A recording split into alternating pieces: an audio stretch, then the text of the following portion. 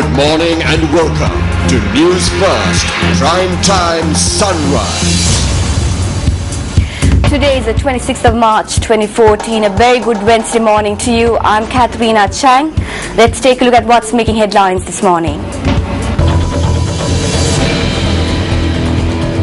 National Mosquito Prevention Week declared with effect from 2nd to the 8th of April. Deputy Minister Fisheries say fuel concession to be granted to fishermen who are engaged in the trade full-time.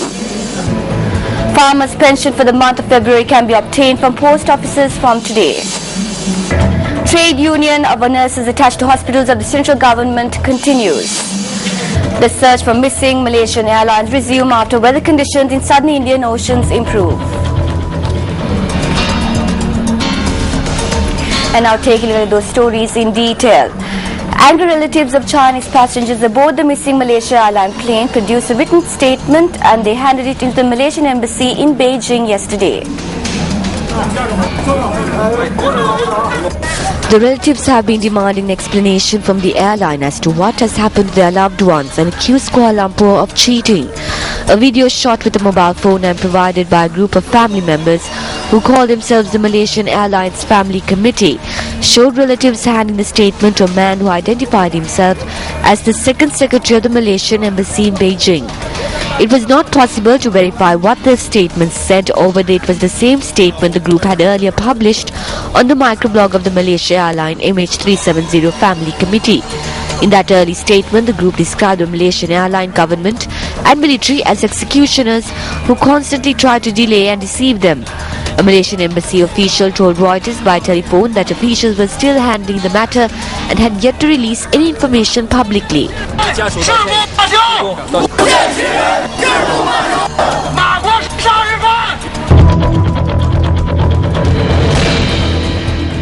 The Health Ministry notes that the National Dengue Eradication Week will commence from the 2nd to the 8th of next month. The Ministry noted that over 6,000 patients have been diagnosed with dengue this year. 10 patients have lost their lives so far this year due to dengue. The Health Ministry stated that the spread of this chronic disease is on the rise due to the improper disposal of computer parts and other industrial waste. Thereby, after due consideration, the Health Ministry decided to announce the National Dengue Eradication Week.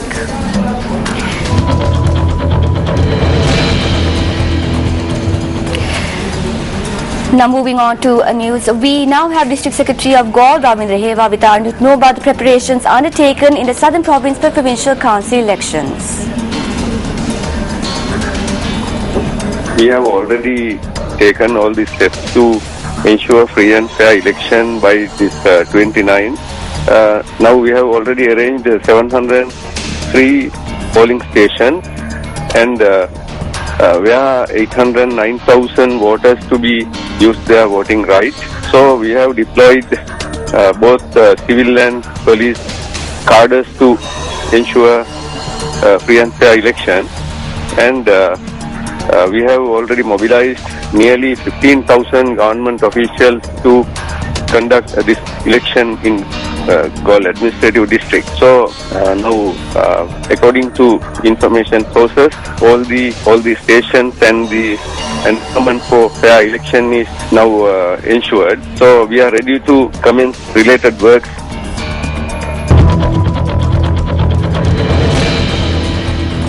Deputy Minister of Fisheries Sarat Kumar Gunaratne says that measures will be taken to provide fuel concession for fishermen who are engaged in the trade full-time. He made this statement at an event held in Negombo. The opening ceremony to commence the second phase of the renovation of a rock barrier in the Porathota fishing dock in Negombo was held under the auspices of Deputy Minister of Fisheries Kumar Gunaratne. The government is committed to provide what is seen as important in the most crucial time. As a Deputy Minister of Fisheries, I guarantee that we will be able to provide concessions for kerosene for the fishermen when they told us that this is what they need during this period of time. I spoke to the President personally and explained to him about the matter. In reply, he stated that they have a program already in place. Through this, we are taking measures to provide this concession for fishermen who are engaged in this trade full time.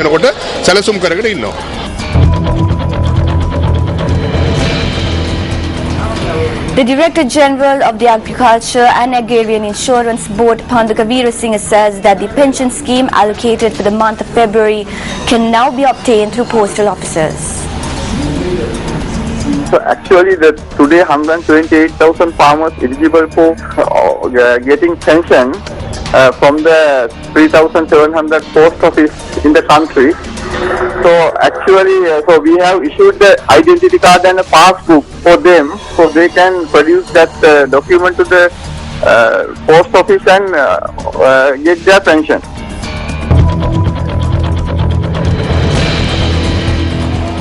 Nurses attached to the hospitals under the central government, including the National Hospital, are engaging in a protest. They added that nurses have removed themselves from their management, administrative and ward duties. There's an extra.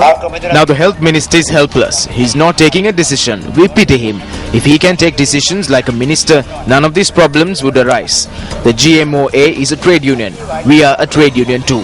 A trade union cannot interfere with the rights of another. If a nurse is educated, if a minor staff employee is educated, it benefits the public.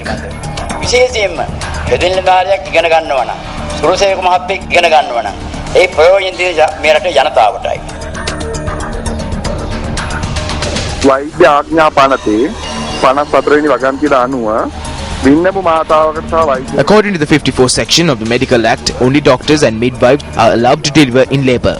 Therefore, giving surgical training to nurses is against the law. It takes about 1.1 million rupees to train a midwife. To train a nurse, midwife, it takes about 2.9 million rupees. If a person who is trained with such a cost is unable to provide a service to the health sector, and a problem is created between two fields, and if the service rendered to the public is collapsed, then there is nothing good that come out of this. As doctors, we are acting against the trade union action. We will not allow the health service to be halted as a result of this trade union action.